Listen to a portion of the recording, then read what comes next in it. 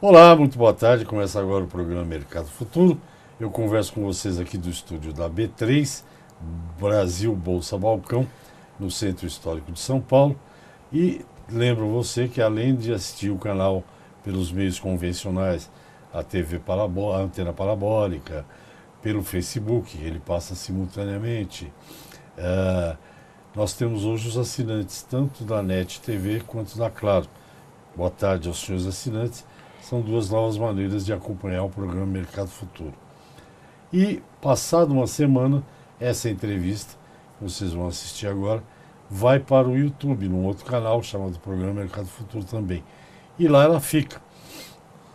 Um programa como o de hoje, que é um programa que nós vamos falar de tecnologia para a pecuária brasileira, é um programa que às vezes a gente tem que assistir uma vez, depois ver de novo para ver um detalhe. Então esse programa ficará no YouTube. Lá você pode ver quantas vezes quiser, mandar para os amigos, fazer o que você quiser. Bem, então voltando aqui à história da pecuária, a pecuária brasileira, ela hoje dispõe das ferramentas, das principais ferramentas para evoluir rapidamente. A pecuária foi seguramente o setor que mais demorou a adotar essas tecnologias de ponta. Hoje já estão adotadas por muitos pecuaristas. Reprodução, principalmente a reprodução. Só para agora me veio isso aqui na cabeça, recentemente instalou-se no Brasil um negócio que é revolucionário. Eu não conheço ninguém que fale mal. Um negócio chamado IATF, Inseminação Artificial por Tempo Fixo, que é uma coisa que deu um trampolim para a pecuária. Vocês sabem por que, eu não preciso explicar aqui. Hoje eu vou falar desses assuntos de reprodução e de embriões, que o meu entrevistado ele trabalha com embriões, presta serviço, faz isso. Ele é mestre pela Faculdade de Medicina Veterinária e Zootecnia da Universidade de São Paulo, a USP, e é o Bernardo Marcosi Baillet. Baillet, origem francesa. Essa semana vocês vão ter dois sobrenomes. Teve o Butot outro dia e agora vai ter o Baillet. O Bernardo é médico veterinário e trabalha com embriões. Não é uma pergunta, é uma constatação. Primeiro, obrigado, Bernardo. Fique à vontade. Eu que agradeço. Obrigado pelo convite. A primeira constatação é aquela história do Brasil ser o maior produtor de embriões. Você estava me explicando fora do ar por que isso existe, o que isso significa. Exatamente. Hoje o Brasil é o maior produtor de embrião, né, a nível mundial. Então, nós temos um volume muito grande de trabalho e hoje esses embriões estão destinados a outros lugares do mundo também, né? Então, nós usamos o embrião como uma ferramenta, né? Uma ferramenta de melhoramento genético, de acelerar o melhoramento genético, e podemos levar essa genética para outros lugares também, né? Eu queria que você me explicasse, a gente estava conversando fora do ar, que eu achei bem legal. Todo o processo, quer dizer, você faz o nome é aspiração, né? Exato. E que você explicasse esse processo, você escolhe, no caso de pecuária leiteira, que aspira a vaca? Não? Podemos fazer em todas as raças e todos os animais, né? Então dá uma geral dessa área, que é a área técnica que você conhece bem. Isso. A aspiração folicular é uma biotecnologia, né, onde nós colhemos o ócito dessa doadora, né, ou seja, o óvulo dessa doadora, enviamos até o laboratório, esse óvulo vai ser fertilizado no laboratório e os embriões vão ser colocados em receptoras, que a gente chama de barriga de aluguel. Okay. Né? Então, tem todo um preparo para isso, as condições da fazenda, isso é muito importante salientar, né? Desde que a fazenda esteja com uma boa nutrição, as doadoras sejam escolhidas, animais provados. Essa é a importância do trabalho. Tanto para corte quanto para leite? Tanto para corte quanto para leite. Tá, você escolhe lá, sei lá, no caso de corte, um animal que seja dócil, aquelas características que... E aí dessa doadora, você aspira o embrião para reproduzir essa genética. Isso. São várias as características produtivas e econômicas, né? Então, geralmente, o cliente escolhe esses animais de acordo com essas características e esse animal entra no programa de reprodução por embriões e não somente por embriões. Você falou uma coisa muito importante, que é o uso da biotecnologia, né? Independente se é o embrião ou se é a IATF, eu acho que o mais importante é o uso da biotecnologia, tá? Então, nós vamos coletar esses oós, fazemos os embriões e inoculamos esses animais. Uma coisa que você tocou é que eu acho importante falar para o telespectador que seja pecuarista, que isso tudo você faz na propriedade. Exato, exato. A doadora geralmente fica na propriedade e o laboratório na cidade. Algumas fazendas têm laboratório na própria fazenda. Então, isso que eu queria te perguntar, o que a fazenda tem que ter para fazer transferência de embriões, enfim? A gente sempre dá uma sugestão para os clientes, né? É uma base, são os pilares de qualquer sucesso para o uso de biotecnologias, né? Primeiramente, eu acho que uma nutrição adequada, né? Suplementação, se possível, desses animais, um tratamento diferenciado, principalmente para as doadoras. A parte de manejo é muito importante, né? E a sanidade do rebanho. Esses 3 pilares são, acho que, fundamentais para qualquer uso de biotecnologia. Quer dizer, a genética não resolve tudo, A né? genética não resolve tudo, né? Se nós não tivermos o ambiente adequado, a sanidade adequada, a nutrição adequada, esses animais não conseguem expressar essa genética. E uma fêmea boa, você faz essa aspiração quantas vezes por mês? Geralmente, depende muito do programa reprodutivo da fazenda, mas geralmente trabalho uma vez por mês ou a cada 21 dias de intervalo entre as aspirações. E aí você tem diversos tipos de manejo de doadora, né? No gado de corte você pode trabalhar com esses animais somente na estação de monta, né? Ou então coletar esses animais durante o ano e transferir os embriões na estação de monta, né? Você pode coletar e guardar? Você pode, isso. Os embriões eles podem ser destinados a 2 coisas. Primeiramente, a transferência a fresco, né? Que o embrião, a aspiração, nós falamos que é o dia 0 e dia 8 nós transferimos os embriões. E onde ele fica nesses 8 dias? Ele fica na incubadora do laboratório.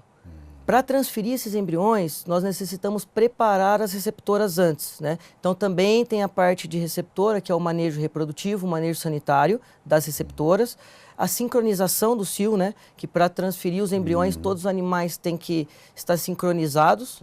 Okay? Que acontece no ETF. Chamamos de TETF, né? Transferência de embriões em tempo fixo. Então, basicamente é o mesmo processo, só que ao invés da gente inseminar esse animal, nós transferimos os embriões 7 dias após o cio. Quando você transfere o embrião, já está pronto, né? Ele vai só se desenvolver. Sim. Você explica daqui a pouco, já tem um intervalo. Ok. Gente, eu converso com o médico veterinário Bernardo Marcosi Bahia. Ele é formado pela Faculdade de Medicina Veterinária e Zootecnia da USP, fez mestrado lá. Agora, eu aqui, que sou muito metido, vou perguntar para ele depois do intervalo quando é que ele vai fazer o doutorado, o pós-doc, essas coisas todas. Mas se eu pergunto depois do intervalo. Até já. Ok, estamos de volta. Eu converso com o médico veterinário Bernardo Marcosi Bahia. O Bernardo e o Bahia eu já decorei. O Marcosi eu tenho que dar uma olhada que eu não decorei. Ele é médico formado pela FMVU, não. Faculdade de Medicina Veterinária e Zootecnia da USP, é um especialista, ele trabalha com transferência de embriões em tempo fixo, que é uma tecnologia que começou com o IATF e já passou para o TETF, né? TETF. E o Bernardo estava me contando aqui no intervalo que ele sempre trabalhou, né? Sempre trabalhou em propriedades. E que o que você estava me falando, não sei se você vai repetir o que você me disse no intervalo, mas eu também acho isso. Eu acho que a pesquisa ela tem que abrir porta, ela tem que sair da academia. Com toda certeza. Você está me dizendo isso, né? Mais ou menos. Esse eu acho que é o maior valor, né, que a academia tem em passar o conhecimento para o campo, né? A adoção de tecnologias para a gente melhorar a nossa eficiência, seja ela em qualquer área. Então eu acho que isso é muito importante e necessário, na verdade.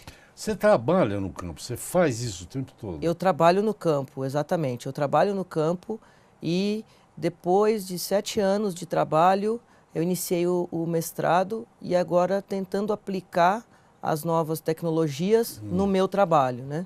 Então, é um canal de comunicação, né, de informação à universidade é desenvolvido vários projetos de trabalho com várias linhas, né? Tem um grupo de pesquisa grande e nós aplicamos essas tecnologias na fazenda. Sai da universidade e vai para a fazenda. Ah, bom, mas isso é o trabalho do professor. Parece que todos os pesquisadores que trabalham com ele vivem em fazenda, Exato, né? exato. E cada um com a sua linha de pesquisa. Alguns com IATF, outros com a parte nutricional. E eu com a parte de embrião, por exemplo. Você falou da tua consultoria. Tem algum, não quero saber onde estão teus clientes, não, mas onde que você mais atua? É aqui para o centro, para o sudeste, centro-oeste? Quem mais está usando essa tecnologia de embriões aí? Hoje praticamente o Brasil todo, né, usa tecnologia, né? São assim, não são muitas fazendas, né? Mas tem trabalhos pelo Brasil todo. Então, na verdade, a gente fala que trabalha na região do Brasil, né? Onde aparece o serviço, a gente vai, né? Então, assim, o que acontece no estado de São Paulo é que cada vez mais reduz o número de animais, né? Okay. A pecuária tá subindo, então tá mais difícil trabalhar no estado de São Paulo hoje, mas existem as fazendas que trabalham e têm resultados muito bons. O que eu tenho ouvido falar, não sei se talvez você até atenda um pessoal que é altamente tecnificado, que é o pessoal de grãos, soja, milho, etc. Nessas grandes áreas aí, Mato Grosso, por aí, eles, evidentemente que não existe uma fazenda que é tudo plano para ele plantar grãos. Sempre tem o que a gente chama de franja, né? Uhum. Só que é cada baita franja, né? Porque... E nessas franjas, esse pessoal, isso eu tenho ouvido aqui, esse pessoal que é altamente tecnificado está fazendo pecuária. Só que está fazendo uma pecuária de alta tecnologia. Você tem notado isso, não? Esse mercado da transferência de embrião é um pouco diferente, né? A gente não nota essa pecuária dessa maneira como você disse, mas algumas fazendas que eu já visitei ao norte, eles têm uma integração, né? A lavoura-pecuária é muito forte e trabalham também com embriões. Na verdade, a função do embrião é a gente reduzir esse intervalo de geração, a gente imprimir características produtivas nos animais, né? E diminuir o tempo. Na verdade, a gente diminui o tempo desse intervalo de geração, que no bovino é 3 anos, né? Então, para isso serve a biotecnologia. Quem escolhe quem vai doar, quem não vai doar? A receptora, por exemplo. O que é uma receptora? É o que eu chamo de pé duro, não? Teoricamente, né? Na verdade, a receptora ela pode ser qualquer animal, qualquer raça. Lógico que existem particularidades. Mas bem alimentar. Exatamente, exatamente.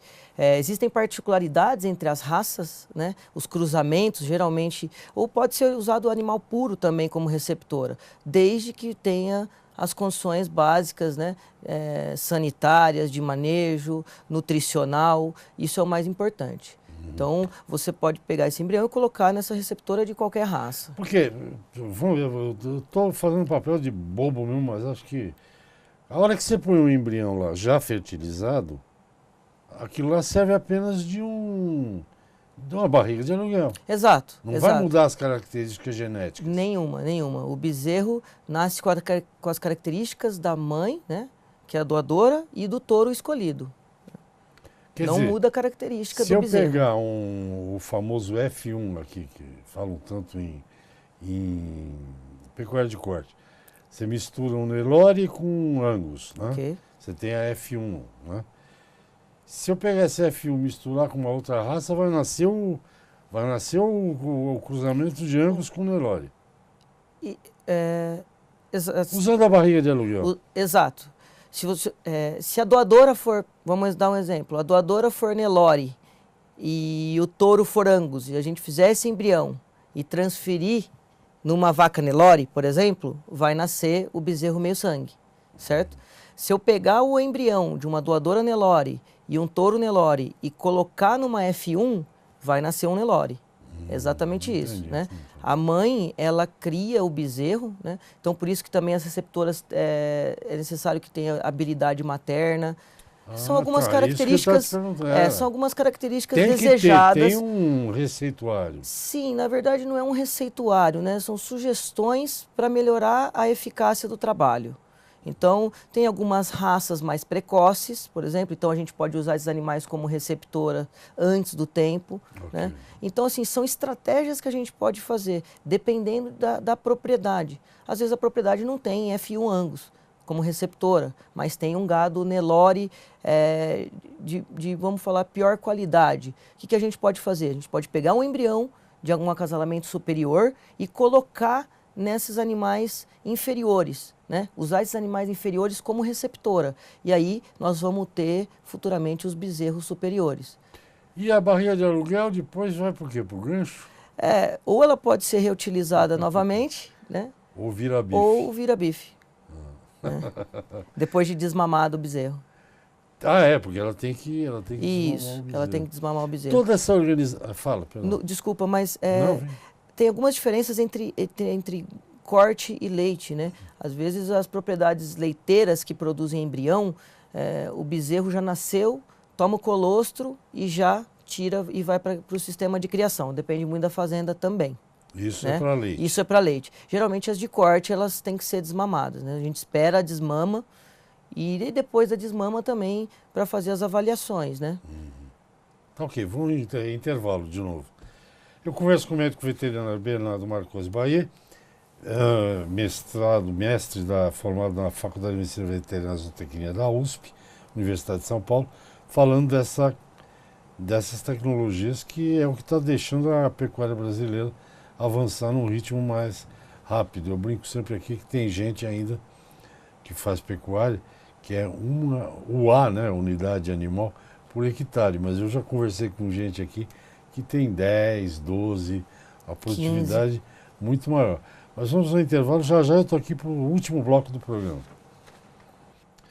Ok, estou de volta ao programa Mercado Futuro. O entrevistado é o Bernardo Marcosi Baie, médico veterinário, mestre pela Universidade de São Paulo, falando dessa coisa de reprodução.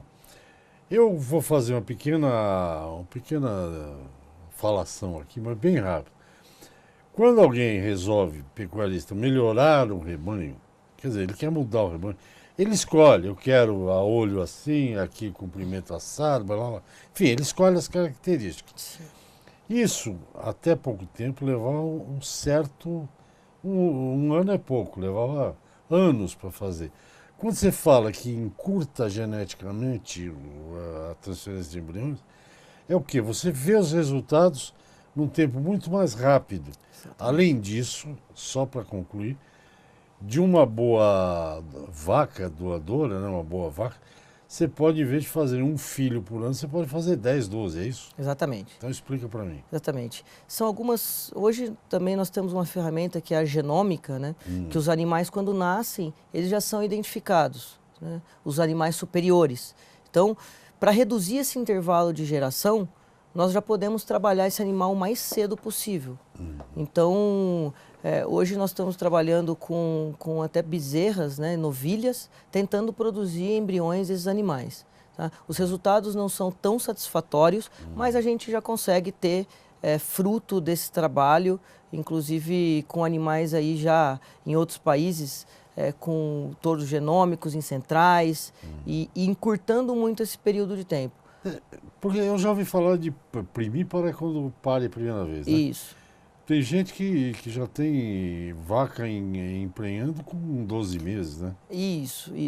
Na verdade, a gente trabalha hoje com esses animais mais jovens, né, que são animais pré-púberes, que a gente chama, e esses animais eles têm uma capacidade mais baixa de qualidade do ósseo que a gente aspira. Né? Então a gente tenta, de alguma maneira, melhorar essa qualidade para otimizar essa produção de embriões.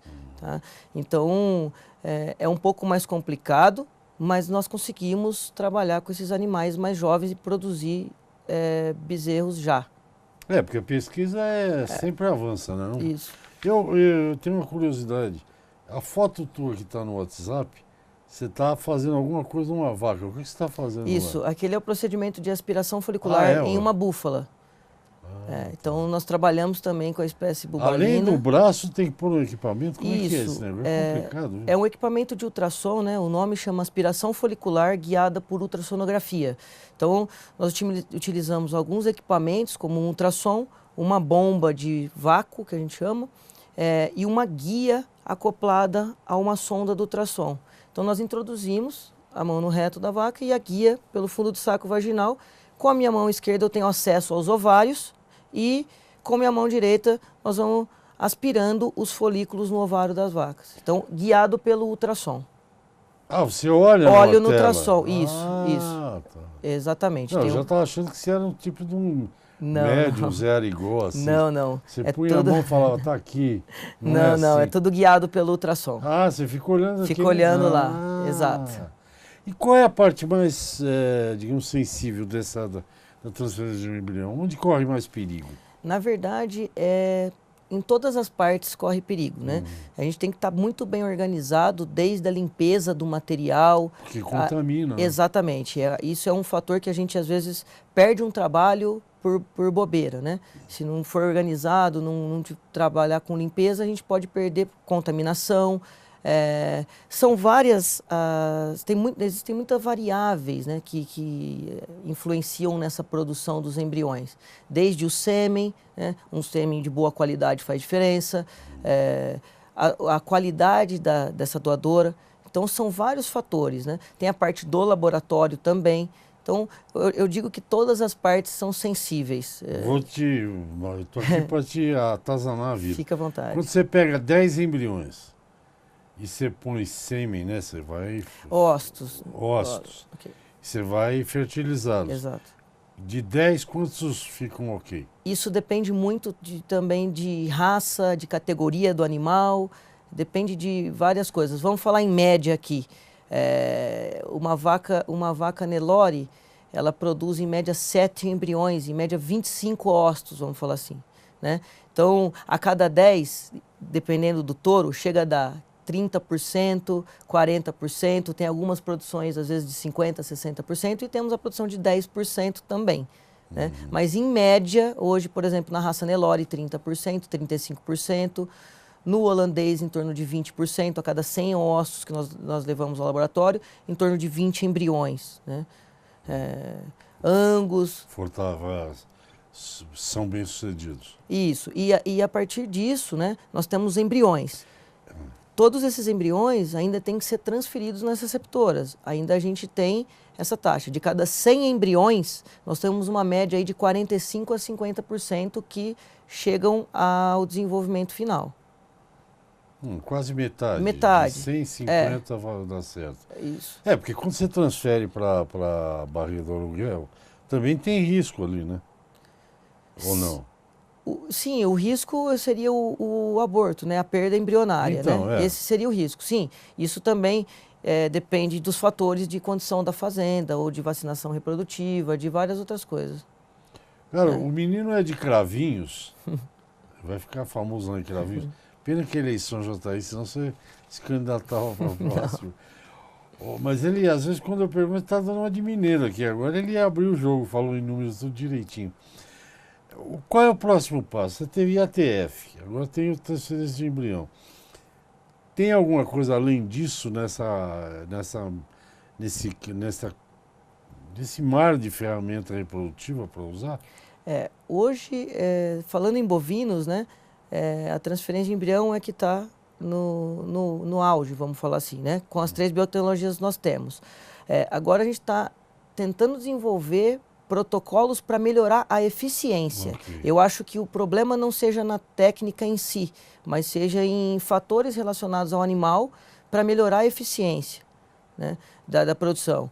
Hoje, na Espanha, por exemplo, já tem os embriões genômicos já são sexados, né? Os embriões os embriões, eles... São sexados? Não. Não é isso? Os embriões, eles são... Nossa, me perdi de novo. Eu não sei, se eu soubesse eu te ajudava. Nosso tempo está acabando. Você lembrou, é isso? Os embriões, eles já são biopsiados Ok. e feito a genômica desses embriões. Então, são transferidos nas receptoras somente os embriões que têm a característica que o produtor deseja, né? E isso eu acho que seria o próximo passo. Agora é sintonia fina, É né? sintonia fina, exatamente. Melhorar o que a técnica Melhorar você a já conhece. técnica, Bernardo, nosso tempo acabou. Muito obrigado. Muito obrigado, eu Seu que agradeço. sofrimento também acabou, o meu não, porque eu não sofri, mas você está um pouco nervoso. Muito obrigado, espero te ver. Isso aqui é treino, viu? É que nem andar de bicicleta. Próxima vez você vai estar mais solto, na outra mais solto. Depois vai estar que nem eu, rindo o tempo todo. Obrigado pelo convite. Muito obrigado, sucesso para você aí Obrigado. no seu trabalho. Eu sei que você vai viajar de novo, mas depois a gente marca uma outra conversa. Obrigado. Para esmiuçar esse negócio. Gente, é isso. O programa vai ficando por aqui. Amanhã tem mais. Até lá. Tchau.